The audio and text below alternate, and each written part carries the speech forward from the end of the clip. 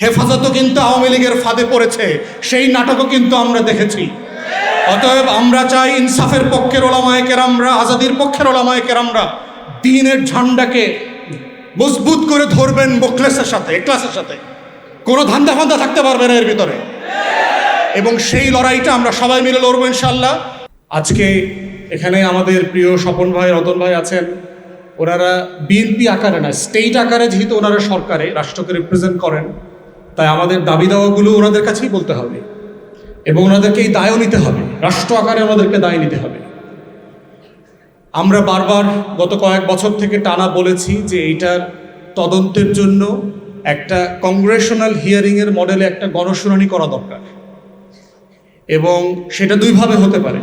একটা হচ্ছে যে আপনি ইনডোরে পার্লামেন্টে করতে পারেন, ক্রস পার্টি স্ট্যান্ডিং কমিটি দিয়ে করতে পারেন, বাট আমরা বারবার প্রস্তাব করেছি যে আপনারা ক্রস পার্টি পার্লামেন্টেরিয়ান এবং এক্সপার্ট, মানবাধিকার কর্মী, আইনজীবী, ওলামায়ে কেরাম যারা আছেন, সাংবাদিক, তাদেরকে সবাইকে নিয়ে একটা বড় প্যানেল করে শুনানি হওয়া দরকার, এবং সেটা লাইভ ব্রডকাস্ট হতে হবে, যেভাবে সংসদ ব্রডকাস্ট হয়, যে সেই দিনকার কি হয়েছে তার আগের দিন, সেই দিন, পরের দিন। এই যে হাজার হাজার লক্ষ লক্ষ ওলামায়ে কেরামরা এসছেন, বিকালে সন্ধ্যার পর থেকে পুরো রাত জুড়ে এই যে লক্ষ লক্ষ বুলেট মারা হয়েছে, তার আসলে ফলাফলটা কি দাঁড়িয়েছে?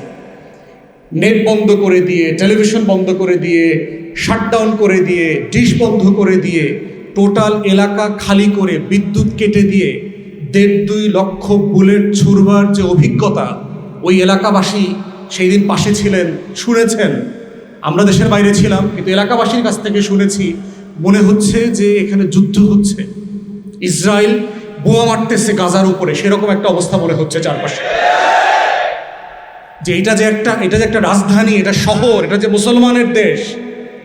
আমার বাংলাদেশের যে কারো 13 দফার বিষয়ে দ্বিমত থাকতে পারে, 13 দফার কারো একমত হওয়া জরুরি না, কিন্তু রাষ্ট্রের কাছে 13 দফা নিয়ে এসে এইটা বাস্তবায়নের দাবি করা হচ্ছে গণতান্ত্রিক অধিকার। যে কেউ করতে পারতে হবে, রাষ্ট্র বলতে পারতে হবে যে আমি কোনটা করতে পারছি, কোনটা করতে পারছি না। এটার নাম হচ্ছে রাষ্ট্রের সাথে নাগরিকদের যে সামাজিক চুক্তি, এই ডায়ালগ এবং কনভারসেশনের জায়গা। সেইটা না করে রাষ্ট্র যেটা করেছে, রাষ্ট্র গণহত্যার পথ বেছে নিয়েছে। এবং এই গণহত্যার পথ কেন বেছে নিয়েছে, 4টা বোটা দাগের বড় গণহত্যা কেন আওয়ামী লীগকে করতে হয়েছে, সেইটার রেজাল্ট আমরা দেখেছি গত কয়েকদিন আগে। গেরুয়া বাহিনী, বিজেপি যখন পশ্চিম বাংলা দখল করেছে, এখানে তো ভোট হয়নি, দখল করেছে, ইলেকশন ইঞ্জিনিয়ারিং করে দখল করেছে। ততএব আজকে এই জায়গাতে এসে আমরা সরকারকে আহ্বান জানাচ্ছি, আপনারা পার্লামেন্টে এবং পার্লামেন্টের বাইরে একটা পাবলিক কমিশন করেন হিয়ারিংয়ের জন্য, গণশুনানির জন্য। সেইখানে প্রত্যেক মাদ্রাসা থেকে যারা এতিম ছেলে মেয়েদেরকে নিয়ে, বাচ্চাদেরকে নিয়ে ঢাকাতে এসেছিলেন, তারা তাদের গল্পগুলো এসে বলতে পারবে। তাদেরকে কাঁদতে দেন, জনগণের কাছে, মানুষের কাছে কাঁদতে দেন। সেদিন তারা আসলে কি দেখেছে, তারা কত রক্ত দেখেছে, সেই দিন কত হাজার স্যান্ডেল দেখেছে। ডাস্টবিন ক্লিন করে সিটি কর্পোরেশন একজনের কর্মকর্তা আমাকে বলেছে, আমার জীবনে আমি এত রক্ত যেমন দেখি নাই, এত স্যান্ডেলও দেখি নাই। কি পরিমাণ জিনিস সেখান থেকে ক্লিয়ার করতে হয়েছে গত কয়েক ঘন্টার ভিতরে। আমাদের সিটি কর্পোরেশনগুলো যদি প্রত্যেক দিন এত প্রফেশনাল হইতো ময়লা আবর্জনা পরিষ্কার করতে, তাহলে Dhaka should have been the finest, cleanest city in the world. সেই আবর্জনা পরিষ্কার করবার দায় রাষ্ট্র, এই সিটি কর্পোরেশন নেয় না, কিন্তু শহীদদের রক্ত পরিষ্কার করবার দায় অল্প কয়েকটা ঘন্টার মধ্যে তারা নিয়েছে। এবং যারা করেছেন সিটি কর্পোরেশনের সেই কর্মকর্তারা সোনার বাংলায় এখনো আছেন। গণতদন্ত কমিশন করেন, কারা কারা সেদিন দায়িত্ব পালন করেছেন।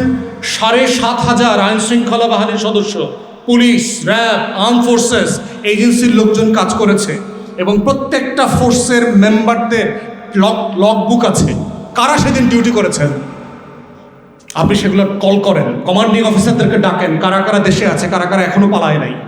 আমার নিঃসন্দেহে দেখবেন বর্তমান সরকারেরও কাপড়ের নিচে অনেক পলাতক গণহত্যার আসামিদেরকে খুঁজে পাওয়া যাবে।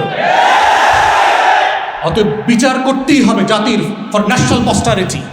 ইনসাফ এমন একটা লড়াই যদি আমরা বারবার এটাকে ডিসপেন্স করতে ব্যর্থ হই, তাহলে যেটা করবে প্রত্যেকটা জুলুম আর একটা জুলুমের জন্ম দিয়ে যাবে, আর একটা লড়াইকে আপনাদেরকে মোকাবেলা করতে হবে।